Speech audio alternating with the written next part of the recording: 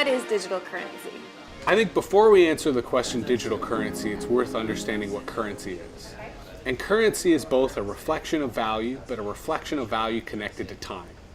The problem with the nation state is everyone gets the sense that its time is done, that it's a relic of a past time.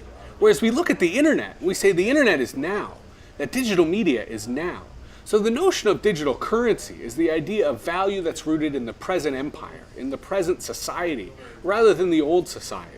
So rather than use dollars, the idea of using bitcoins, or the idea of using Facebook credits, or the idea of using Zynga credits is much more relevant, because none of us are farmers in the sense of the traditional having acreage in rural Ontario. But many of us are farmers in the Farmville sense, that we've got a virtual plot of land and a virtual cow that if we get some virtual currency from our friends is easy to tend. So it's really a matter of where society's going, and society is going digital. So it only makes sense that our currency keeps apace.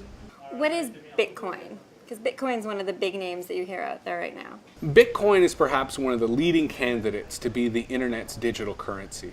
And if only because it is the most superior technology rather than the one that's backed by a specific authority. In fact, Bitcoin was created by an anonymous individual and is backed by anonymous collectives who want to see it rise, not just because they like it as a technology, but because they distrust traditional governments, because they distrust the way in which the current economy is controlled, so they've declared autonomy. Bitcoin is the first currency on the internet that has no connection to a national government, has no connection to anything but the internet economy itself, and as a result has quickly grown to be very popular, perhaps amongst money launderers, perhaps amongst web retailers. Certainly WikiLeaks embraced Bitcoin because MasterCard, Visa, and PayPal cut them off, so they had no other alternative. So it provides a way for people to pay or get paid without care of the law, without care of traditional established authorities. And in that sense, it really embodies perhaps some of the virtues or some of the sins of the internet as a whole. Well, I've read that Bitcoin can go one of two ways. It'll either be a giant Ponzi scheme, or it'll either be, the next greatest innovation to Google. Although there's no reason it can't be both. Because Google is arguably a big Ponzi scheme. Right. If you could be at the top of a Google result, you'll get paid. But if you're on the 50th page of a Google result, that's useless. You'll be nobody. Bitcoin is kind of similar. Normal currencies are kind of similar. If your family came to Canada 150 years ago and bought lots of land in what is now downtown Toronto, you've probably got a lot of currency. If you happen to be someone on the internet who bought domain names in the early 90s, you've now got a lot of currency. If you're someone who right now is buying up a lot of Bitcoins and is accumulating those Bitcoins in such great numbers, 10 years from now, you could have a lot of currency. Part of it is speculation, but part of it is anticipating where society is moving. So will the early adopters become rich? No one can predict the future. The question is not whether we'll have a digital currency. The question is which digital currency that will be. Bitcoin has a huge head start, if only because it was first past the post. What Bitcoin does not have is the backing of a national government. The Canadian government, the Royal Canadian Mint, has now unveiled a process in which they want to develop a Canadian digital currency. They're asking Canadians and experts from around the world to give input on what that should mean. So it is certainly possible that a nation state could create a digital currency that is just as technically capable and that people choose to use instead of using Bitcoin. But the issue comes back to death and taxes. Because it used to be people would say there's no way we could avoid death and taxes. But we have Ray Kurzweil saying we can escape death, and now we have the Bitcoin people saying we can escape taxes. That if you use a digital currency that is not tied to any national government, then you can escape the gaze of the taxman. I suspect that will appeal to a lot of people.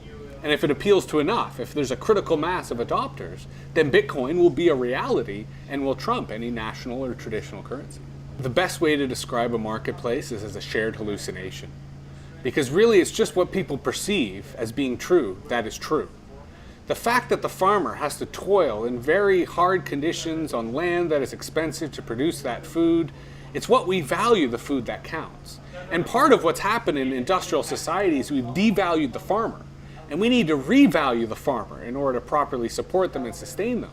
But the fact is, a magic sword that you obtain through 6 months of playing World of Warcraft is very valuable. Because there's someone else around the world who doesn't want to spend 6 months playing World of Warcraft, who wants to start day one with that magical sword, and they'll pay hundreds of dollars to get that magical sword. So the fact is, we perceive value in very strange, very subjective, sometimes very absurd and ludicrous ways.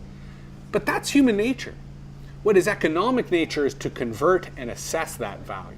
What implications do these valuations have on our sense of value for tangible things, for food, and to come back to the really tangible food and shelter? I think there's a real disconnect between the internet economy and the traditional economy. The internet economy is based on imagination. It's based on the future. It's based on our hopes and our dreams and our desires. So as a result, its valuations know no limit because it speaks to our hopes. It speaks to, our inner potential, which is infinite, compared to the traditional economy in which we do have a sense of reality. We do have a sense of value. I think that's the moral of our era in history. We're divorcing reality. Humans have been married to reality for millennia. All of a sudden, the internet came around, whispered in our ear like a very seductive lover who said, let us discard reality and instead embrace fantasy. Because fantasy is a much better basis for human civilization because it allows everyone to have their cake and eat it too. So let us forget reality and embrace surreality. Let's embrace fantasy. And in that sense, I think everyone agrees, yeah, let's do it.